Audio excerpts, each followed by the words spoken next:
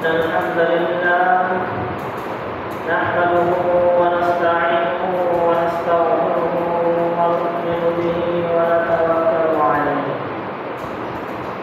ونعوذ بالله من شرور أنفسنا ومن سيئات أعمالنا من يهده الله فلا مضل له ومن يضلل فلا هادي له وأشهد أن لا إله إلا الله وحده لا شريك له لا ند له ولا ضد له ولا ند له ولا مثيل له وأشهد أن محمدا عبده ورسوله أما بعد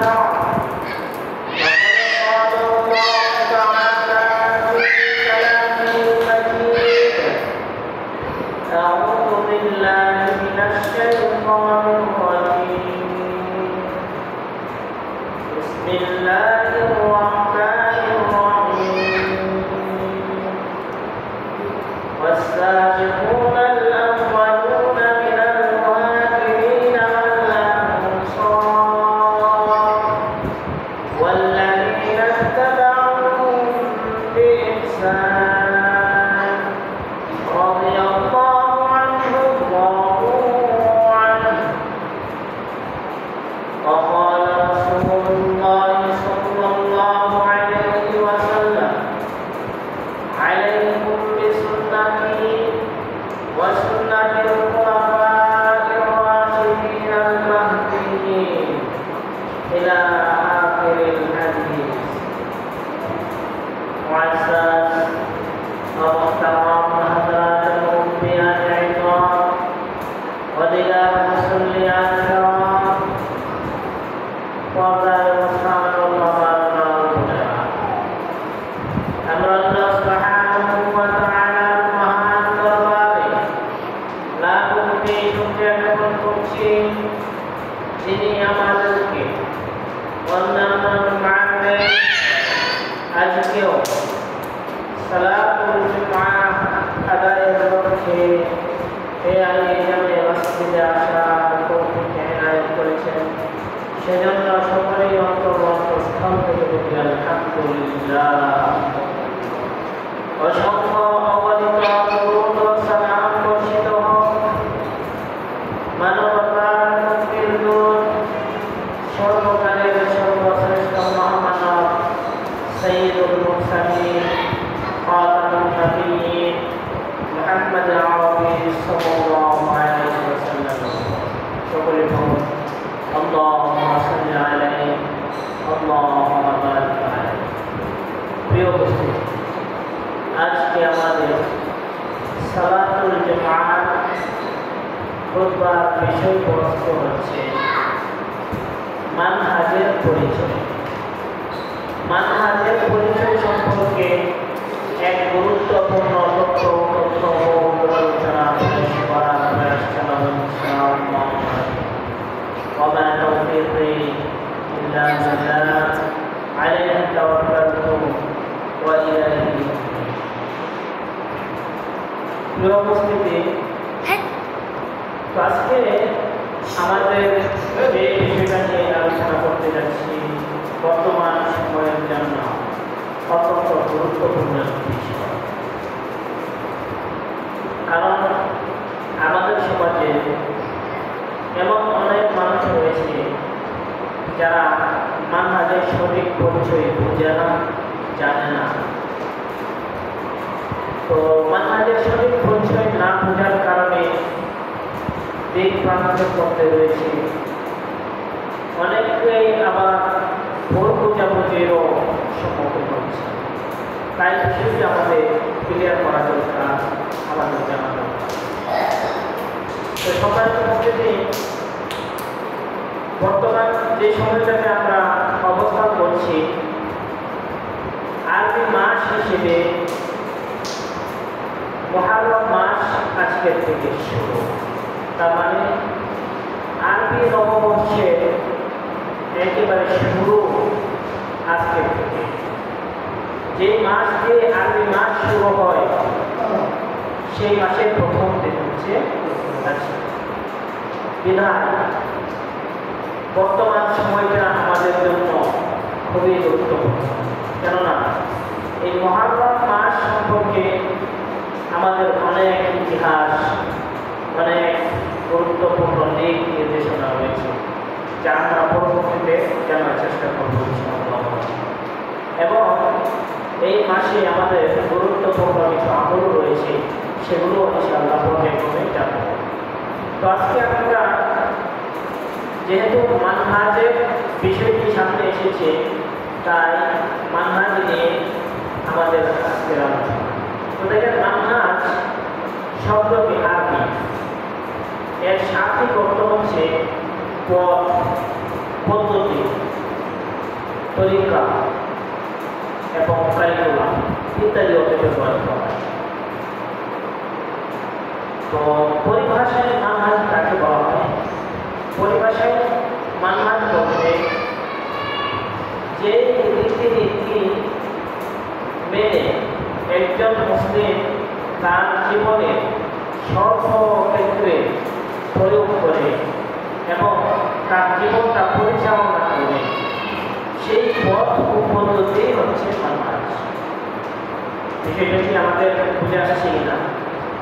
মানহাজ বলতে তরিকা, তার মানে কোরআন এবং হাদিসের তরিকাই মানহাজ। কোরআন এবং হাদিসের তরিকাই মানহাজ। অর্থাৎ একজন মুসলিম কি দিয়ে জীবন গঠন করবে?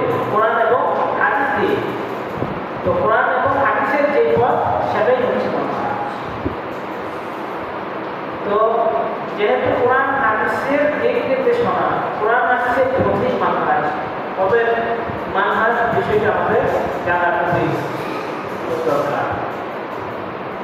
পাশাপাশি আরেকটা বিষয় সামনে আসছে, সেটা হচ্ছে সালাফি মানহাজ। সালাফি মানহাজ বলতে কি বোঝায়? আমাদের সমাজের এক শ্রেণীর লোকেরা সালাফি মানহাজ বলতে একটা দলকে কেন্দ্র করে নির্দিষ্ট একটা পণ্যের ভিতরে রয়েছে। প্রকৃতপক্ষে সালাফি মানহাজ হচ্ছে কোরআন সুন্নাহ মানার পাশাপাশি সাহাবায়ে কেরাম, তাবেঈন এবং কুরুনে খায়র, অর্থাৎ যে সমস্ত যুগের ব্যাপারে রাসূলুল্লাহ সাল্লাল্লাহু আলাইহি ওয়াসাল্লাম বলেছেন খায়রুল কুরুন, প্রথম যুগ, যাদের সম্পর্কে আল্লাহ রাসূল সাল্লাল্লাহু আলাইহি ওয়াসাল্লাম বলেছেন তাদের আদর্শ মানার জন্য, সেটা হচ্ছে খায়রুল কুরুন। তো তাদের অনুসরণ করাই হচ্ছে সালাফি মানহাজ। সেটা বুঝতেছেন? সালাফি মানহাজ বলতে কোরআন হাদিসের পাশাপাশি, কোরআন হাদিস তো অবশ্যই মানতে হবে, কোরআন হাদিসের পাশাপাশি যাদের অনুসরণ করার কথা আল্লাহ এবং আল্লাহ রাসূল সাল্লাল্লাহু আলাইহি ওয়াসাল্লাম থেকে বিবৃত হয়েছে, বর্ণিত হয়েছে। যেমন ধরেন, আমরা সূরাতুল ফাতিহায় প্রত্যেক সালাতেই পড়ি ইহদিনাস সিরাতাল মুস্তাকিম, হে আল্লাহ আমাদেরকে সিরাতাল মুস্তাকিম দেখান, সঠিক পথ প্রদর্শন করেন। তো সিরাতাল মুস্তাকিম কি বর্ণনা আল্লাহ সুবহানাহু ওয়া তাআলা দিয়েছেন? ইহদিনাস সিরাতাল মুস্তাকিম সিরাতাল লাযিনা আন'আমতা আলাইহিম। এখানে দেখেন আল্লাহ সুবহানাহু ওয়া তাআলা সিরাতাল মুস্তাকিম বলার পাশাপাশি যে কথা বললেন সিরাতাল লাযিনা আন'আমতা আলাইহিম, ওই লোকদের পথ যাদের উপর আপনি নিয়ামত দান করেছেন। তো যাদের উপর আপনি নিয়ামত দিয়েছেন তাদের পথ দেখানোর জন্য এখানে আল্লাহ সুবহানাহু ওয়া তাআলা আমাদেরকে শিক্ষা দিয়েছেন, সিরাতাল লাযিনা আন'আমতা আলাইহিম, যাদের উপর আপনার অনুগ্রহ এসেছে, যাদের উপর আপনি নিয়ামত প্রদর্শন করেছেন, তাদের পথ আমাদেরকে দেখান। তো এখানে আল্লাহ সুবহানাহু ওয়া তাআলা স্পষ্ট আমাদেরকে জানিয়ে দিয়েছেন যে পথ পন্থা কোনটা গ্রহণ করতে হবে। কোরআন হাদিসের পন্থাই হচ্ছে সালাফি পন্থা, অর্থাৎ সালফে সালেহিন যারা, তাদের পন্থা, তাদের পথ, তাদের পথ অনুসরণ করাই কোরআন হাদিসের পথ অনুসরণ করা। এ কারণেই রাসূলুল্লাহ সাল্লাল্লাহু আলাইহি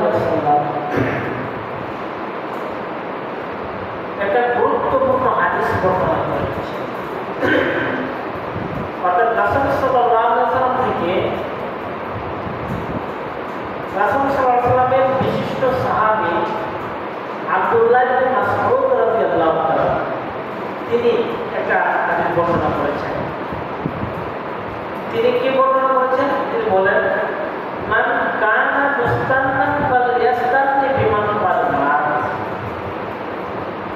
কেউ যদি আদর্শ গ্রহণ করতে চায়, কেউ যদি তরিকা গ্রহণ করতে চায়, আদর্শকে যদি কোনো ব্যক্তিকে অনুসরণ করতে চায়, তাহলে সে কি করবে?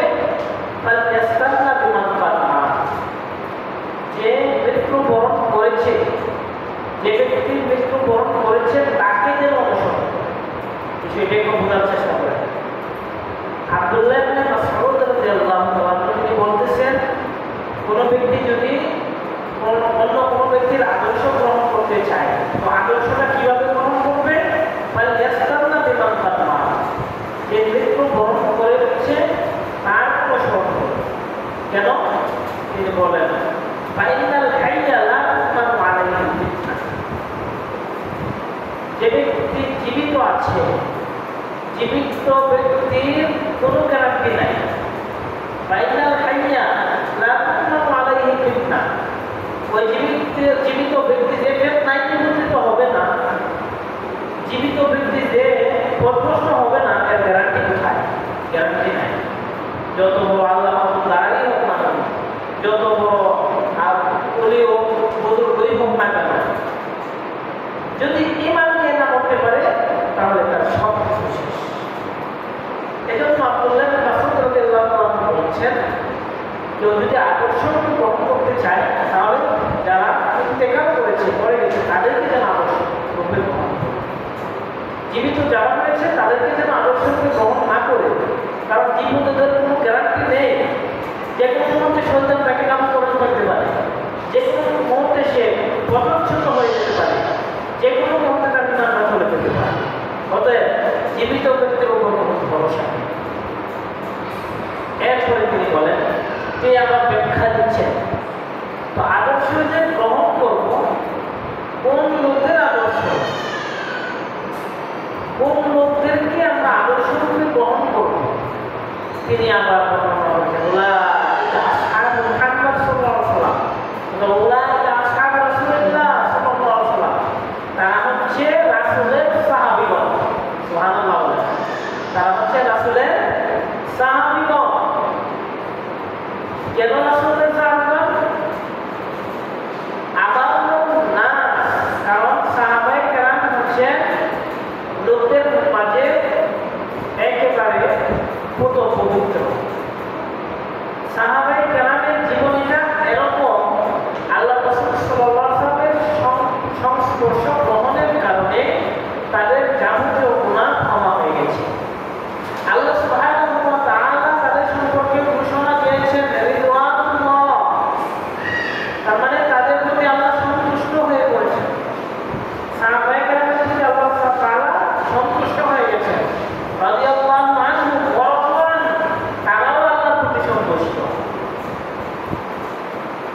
এজন্য আল্লাহ সুবহানাহু ওয়া তাআলা আয়াতে বলেছেন, মুহাম্মাদুর রাসূলুল্লাহ ওয়াল্লাযীনা মা'আহু আশিদ্দাউ আলাল কুফার রুহামাউ বাইনাহুম।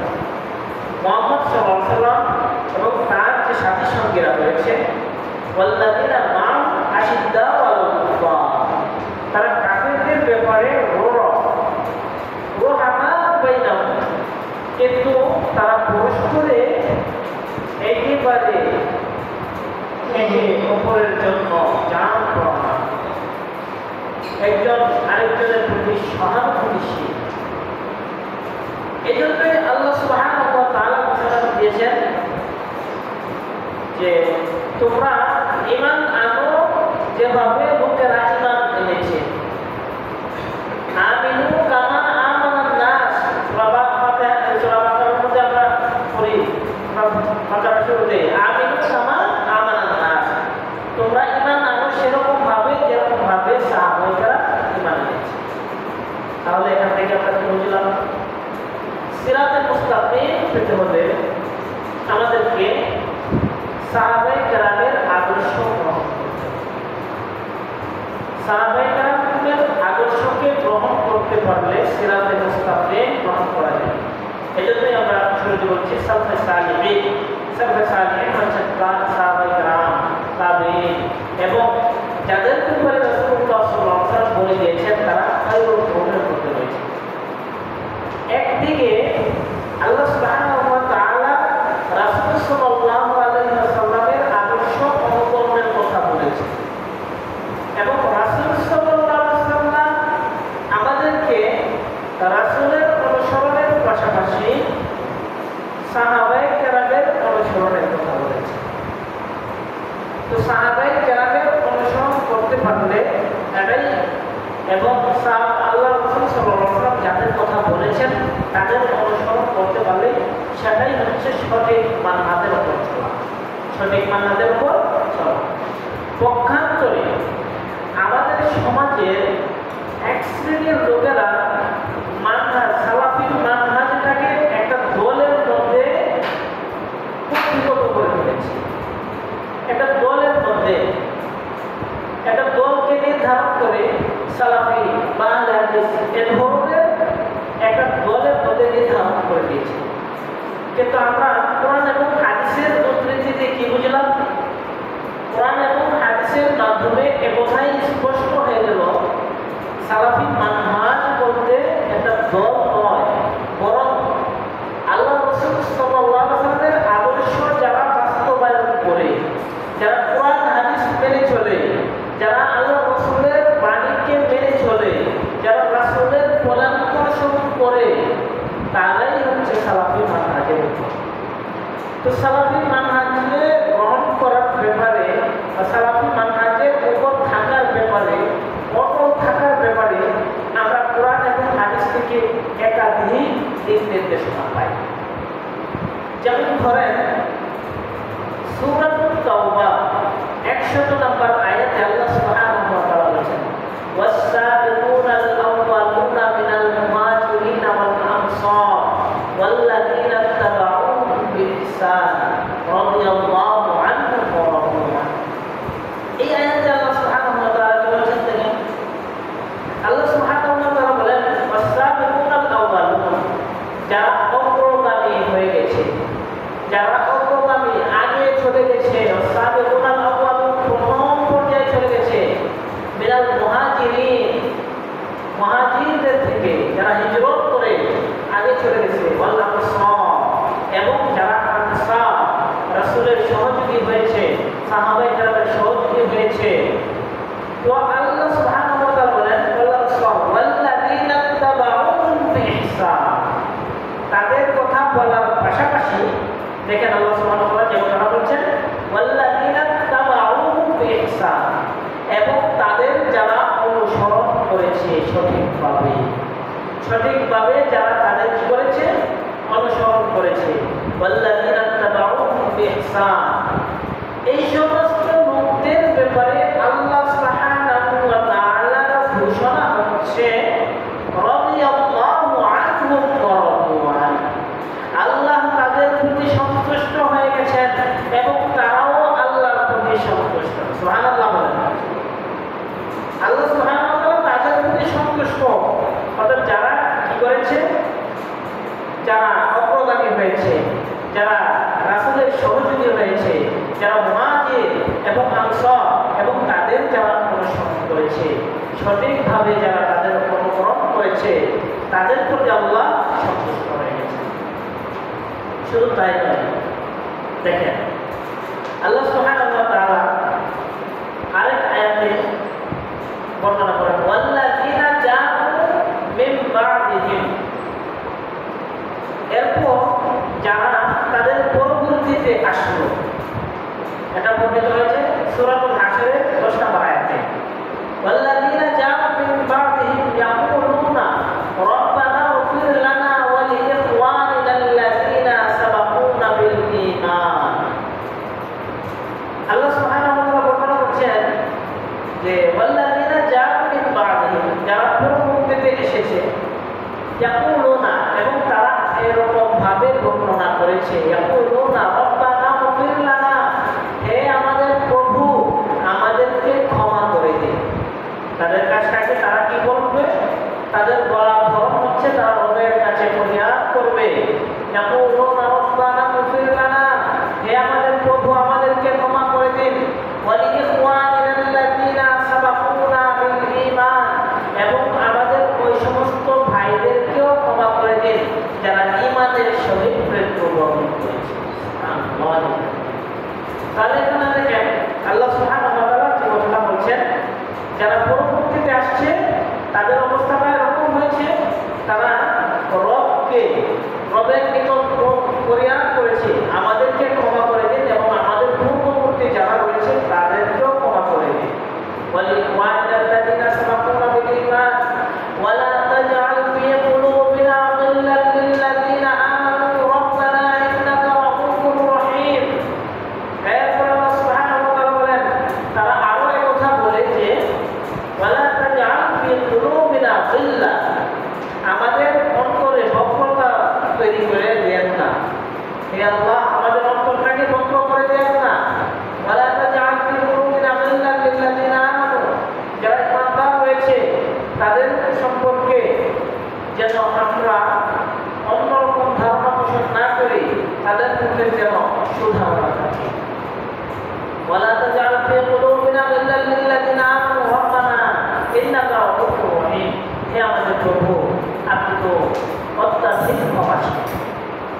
তো এই আয়াতে আল্লাহ সুবহানাহু ওয়া তাআলা সঠিক মানহাজ মানার জন্য এবং সঠিক মানহাজের মধ্যে যারা রয়েছে তাদের পরিচয় দিয়েছে।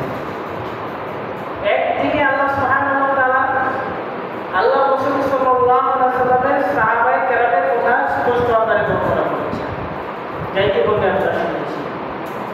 অপরদিকে আবার এই আয়াত থেকে পরবর্তীতে অর্থাৎ সাহাবায়ে কেরামের পরবর্তীতে যারা এসেছে এবং যারা আল্লাহর নিকট ফরিয়াদ করে বলেছে, হে আমাদের প্রভু, আমাদেরকে ক্ষমা করেন, আমাদের পূর্বপুরুষদেরকেও ক্ষমা করেন, এভাবে যারা আল্লাহর নিকট দোয়া করতে পারে বা করে, তাদের সম্পর্কে আল্লাহ সুবহানাহু ওয়া তাআলা বলেছেন তারা হচ্ছে সঠিক মানহাজের উপর রয়েছে। তাহলে সহিহ মানহাজের উপর থাকা স্বয়ং আল্লাহ সুবহানাহু ওয়া তাআলা কর্তৃক নির্ধারিত একটা বিষয়। আজকে দুঃখের বিষয়, আমরা অনেকেই সহিহ মানহাজের উপর, সঠিক মানহাজের উপর নেই, সঠিক পথের উপর নেই, সঠিক পথের উপর নেই। অনেকেই বিভিন্ন দল মত তৈরি করে দিচ্ছি। আজকে বিভিন্ন দলের অভাব নেই। আজকে দলের নাম যদি বলা শুরু করেন, দলের নাম বলতে শেষ করতে পারবেন না, এত দল হয়ে গেছে, এত দল, এত মত। অথচ আল্লাহ সুবহানাহু ওয়া তাআলা মুসলিমদেরকে বলেছেন একটা দলের উপর থাকবে। মুসলিমরা হচ্ছে একটা দলের উপর থাকবে, একটা পরিচয় দিবে, তাদের পরিচয় হবে শুধুমাত্র মুসলিম।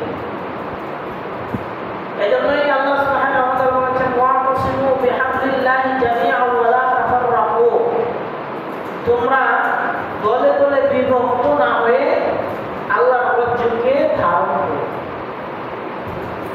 আজকে বলেন তো, যদি আজকে সমস্ত মুসলিমরা একটা দলে থাকতো, বিভিন্ন দলে দলে বিভক্ত না থাকতো, তাহলে কুফফারদের বা কাফের মুশরিকদের এত সাহস হতো মুসলিমদের উপর আক্রমণ করা, মুসলিম দেশের উপর এরকম ভাবে আক্রমণ করার এই সাহসটা কোথায় থেকে পেয়েছে? আজকে সারা বিশ্বের দিকে তাকান, যেদিকেই তাকাই সেদিকেই মুসলিমদের কোন অবস্থা। কোন জায়গায়, কোন দেশে, কোন স্থানে মুসলিমরা নিরাপদ নয়। যেখানেই তাকাবেন, যেদিকেই তাকাবেন সেদিকেই মুসলিমদের আক্রমণ।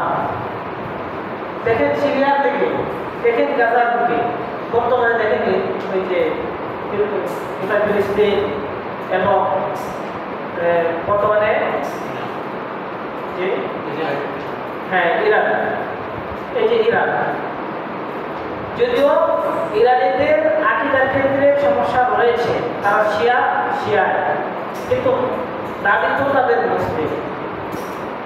তো মুসলিমরা যদি একই মতের উপর থাকতো, একই পথের উপর থাকতো, এভাবে দলে দলে বিভক্ত না হতো, তাহলে মুসলিমদের আজকে কোন অবস্থা হতো না। কাফেররা যেভাবে করছে সেভাবে মুসলিমদের উপর আক্রমণ করতে পারত না। এই দলে দলে বিভক্ত হওয়ার কারণে আজকে আমাদের এই অবস্থা। আজকে আমরা প্রত্যাশা হয়ে যাচ্ছি, চতুর্মুখী আগ্রাসনের সম্মুখীন হচ্ছে। যে কোনো রাষ্ট্র, যে কোনো দেশ মুসলিম দেশের উপর নির্দ্বিধায় আক্রমণ করতে পারে, কিন্তু মুসলিমরা যদি তাদের উপর আক্রমণ করে মুসলিমদেরকে সন্ত্রাসী বলে আখ্যায়িত করে, বিভিন্নভাবে গালিগালাজ করে, বিভিন্ন পেট দিয়ে বসে।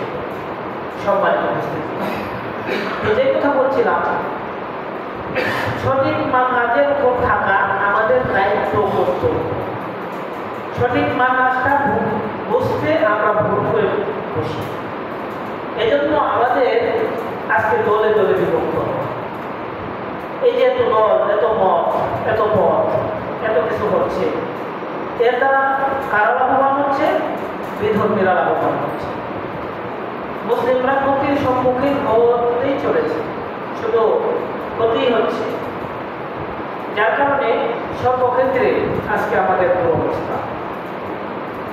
তো এই দুরবস্থা থেকে মুক্তি পেতে হলে রাসূল সাল্লাল্লাহু আলাইহি ওয়াসাল্লামের যে আদর্শ, রাসূল সাল্লাল্লাহু আলাইহি ওয়াসাল্লাম যে আদর্শের কথা বলেছেন সেই আদর্শ মানতে হবে। সাহাবায়ে কেরাম যে আদর্শের উপর ছিলেন সেই আদর্শ আমাদেরকে মানতে হবে। সেই আদর্শের উপর যদি আমরা চলতে পারি তাহলে মুসলিমদের এই দুরবস্থা দূর হবে। এই জন্য দেখেন রাসূলুল্লাহ সাল্লাল্লাহু আলাইহি ওয়াসাল্লাম আমাদেরকে গুরুত্বপূর্ণ একটা হাদিস বর্ণনা করেছেন।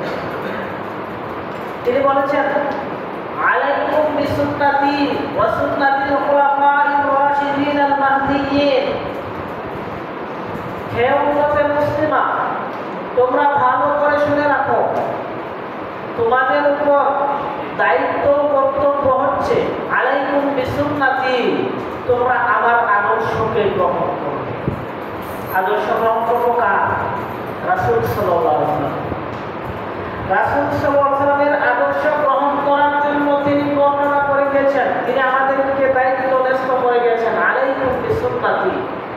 এরপরে যে কথা বললেন, সুন্নাতুল খুলাফাইর রাশিদিন আল মাহদিয়্যিন, যারা হেদায়েত প্রাপ্ত খলিফায়ে রাশিদা, যাদেরকে আল্লাহ সুবহানাহু ওয়া তাআলা মনোনীত করেছেন, খেলাফতের দায়িত্ব যাদের উপর অর্পিত হয়েছে, খোলাফায়ে রাশিদিনের ব্যাপারে রাসূলুল্লাহ সাল্লাল্লাহু আলাইহি ওয়াসাল্লাম বলেছেন, তাদেরকেও তোমরা আদর্শ রূপে, মডেল রূপে গ্রহণ করো। আদু আলাইহা বিন নওয়াজির, আমার আদর্শ এবং খোলাফায়ে রাশিদার আদর্শকে তোমরা ভালো করে ধারণ করো। আদু আলাইহা বিন নওয়াজির, তাদের মাড়ির যে দাঁত রয়েছে সেই দাঁত দিয়ে তোমরা আঁকড়ে ধরো। এই জন্য রাসূলুল্লাহ সাল্লাল্লাহু আলাইহি ওয়াসাল্লাম বলেছেন, আদু আলাইহা বিন নওয়াজির, তোমরা খুব ভালো করে ধারণ করো। কিন্তু অত্যন্ত পরিতাপের বিষয়, আজকে রাসূল সাল্লাল্লাহু আলাইহি ওয়াসাল্লামের আদর্শ থেকে আমরা কত দূরে চলে গেছি, কত দূরে চলে গেছি একটু চিন্তাও করি না। আমাদের অবস্থা হচ্ছে আমরা আজকে মন করার মতো চলছি। আমরা যে পথ অবলম্বন করছি, আমরা যে মত গ্রহণ করছি, আমাদের যেটা বুঝে আসছে সেটাই গ্রহণ করছি, যার কারণে আজকে আমাদের মুসলিমদের মাঝে এত দরদ। প্রকৃতপক্ষে আমরা যদি রাসূল সাল্লাল্লাহু আলাইহি ওয়াসাল্লামের আদর্শকে গ্রহণ করতাম, তাহলে অবশ্যই রাসূলের সুন্নাহগুলোকে, রাসূল যেগুলো বলেছেন সেগুলো নিয়ে একটু যাচাই বাছাই করতাম। যাচাই বাছাই দরকার ছিল না? অবশ্যই দরকার ছিল। আমাদের অবস্থা হচ্ছে আমাদের বাপ দাদা যা করেছে আমরা সেগুলোই করছি। বাপ দাদা যদি ভুলও করে থাকে আমরা মনে করছি সেই ভুলটাই সঠিক। প্রকৃতপক্ষে সঠিক কোনটা আমাদেরকে যাচাই করতে হবে কোরআন হাদিস দিয়ে। আজকে আমাদের অবস্থাটা দেখেন, দুনিয়ার ক্ষেত্রে আমাদের অবস্থা হচ্ছে আমরা যে কোনো বিষয় একটু যাচাই বাছাই করার চেষ্টা করি। এমনকি একজন গণ্ড মূর্খ যদি হয়, ধরেন আপনি যদি বাজারে যান, বাজারে গিয়ে আলু কিনবেন, আলু কিনতে গেলে আলুটা দেখে শুনে তারপর কিনেন। বেগুন কিনতে গেলে বেগুনটা দেখে কিনেন, সিম কিনতে গেলে তরকারি যে কোনো কিছু যখন কিনা হয় সেগুলো দেখে শুনে তারপর কিনা হয়। কোনো পচা আছে কিনা, নষ্ট আছে কিনা, এগুলো দেখে শুনে ক্রয় করি। আরো আশ্চর্যের বিষয়, আমরা যখন ধরেন জমি জামা ক্রয় করি, জমি জামা ক্রয় করার ক্ষেত্রে কি করি, আমাদের জমি জামা যাদের থেকে ক্রয় করে তাদের দলের, তাদের পূর্ব পরিষদ দলের অনেক কিছু যাচাই বাছাই করে। এমনকি যে মূর্খ, যে কিছু জানে না, বকল, সেও কি করে নিজে না পারলে আরেকজনের মাধ্যমে যাচাই বাছাই করে তারপর ক্রয় করে, ঠিক কিনা? কিন্তু একটু চিন্তা করেন তো, আমি যে ইসলামের নীতিমালাগুলো, ইসলামের বিধিবিধানগুলো মানছি, আমি যে মনে মনে ইবাদত বন্দেগী কথা ভাবছি, সেই ইবাদত বন্দেগীগুলো, সেই নীতিগুলো আমি কিন্তু যাচাই বাছাই করেছি কিনা, নাকি বাপদাদা করে আসছে সেই পদ্ধতিতেই আমি করে যাচ্ছি? একটু চিন্তা করার দরকার না? অথচ ইসলাম, এই ইসলামের বিধিবিধানগুলো হচ্ছে আমার আপনার নাজাতের কারণ। এই বিধিবিধানগুলো মানতে পারলে এবং সঠিকভাবে মানতে পারলে তাহলে জান্নাত, আর যদি যারা মানতে পারবে না তাদের জন্য জাহান্নাম। তো যেখানে জান্নাত এবং জাহান্নামের প্রশ্ন, সেই বিষয়গুলোকে আমরা খেলায় নিজেদের মন করার মতো যে যেভাবে পাচ্ছি সেভাবে পাচ্ছি। এজন্য সম্মানিত উপস্থিতি, আমরা যদি প্রকৃতই রাসূলের অনুসারী দাবি করি, তাহলে রাসূলের আদর্শকে আগে সঠিকভাবে জানতে হবে। রাসূলের যে সুন্নাহ, সেই সুন্নাহগুলো সঠিকভাবে বুঝতে হবে, জানতে হবে, সেগুলো যাচাই বাছাই করতে হবে রাসূল থেকে প্রমাণিত কিনা। যদি রাসূল থেকে প্রমাণিত না থাকে তাহলে সেটা আমল করা যাবে না, রাসূল থেকে প্রমাণিত হলে সেটাই আমল করতে হবে। তো আজকে আপনাদের মূল বক্তব্যের বিষয় ছিল মানহাজ এবং তরিকা, পথ, পন্থা। তরিকা কি হবে, পথ কি হবে, তো এই সম্পর্কে আমরা কোরআন এবং হাদিসের উদ্ধৃতি দিয়ে, আল্লাহ রাসূল সাল্লাল্লাহু আলাইহি ওয়াসাল্লাম থেকে আমরা যেই হাদিস পেয়েছি, আল্লাহ রাসূল সাল্লাল্লাহু আলাইহি ওয়াসাল্লাম যেগুলো আমাদেরকে আদর্শ রূপে বর্ণনা করে দিয়েছেন, এবং সাহাবায়ে কেরামদের ব্যাপারে রাসূল সাল্লাল্লাহু আলাইহি ওয়াসাল্লাম যাদের বলেছেন তারা হচ্ছে খোলাফায়ে রাশিদিনের ব্যাপারে বলেছেন, এবং যাদের সম্পর্কে বলেছেন তারা আল্লাহ সুবহানাহু ওয়া তাআলার পক্ষ থেকে রহমতপ্রাপ্ত, তাদের অনুসরণের কথা একদিকে আল্লাহ সুবহানাহু ওয়া তাআলার আয়াতের মাধ্যমে জানতে পারলাম, অপরদিকে রাসূল সাল্লাল্লাহু আলাইহি ওয়াসাল্লামের হাদিসের মাধ্যমে জানতে পারলাম। তো এই আয়াত এবং হাদিসগুলোর মাধ্যমে এটাই সুস্পষ্ট প্রমাণিত যে মানহাজ বা তরিকা হচ্ছে আল্লাহ রাসূল সাল্লাল্লাহু আলাইহি ওয়াসাল্লামের যে তরিকা, সেটাই প্রকৃত তরিকা, সেটাই মানতে হবে, সেটাই আমাদের আমল করতে হবে। এছাড়া যত দল, যত মত, যত কিছু আছে সব কিছু ভ্রান্ত। রাসূলের তরিকার ব্যতীত অন্য যত তরিকা রয়েছে সমস্ত তরিকা বর্জন করতে হবে, আমাদেরকে সঠিক তরিকায় মানতে হবে। আল্লাহ সুবহানাহু ওয়া তাআলা আমাদেরকে রাসূলের তরিকা সঠিকভাবে বুঝে শুনে সে অনুযায়ী আমল করার তৌফিক দান করুন। সকলে বলেন আল্লাহুম্মা আমিন।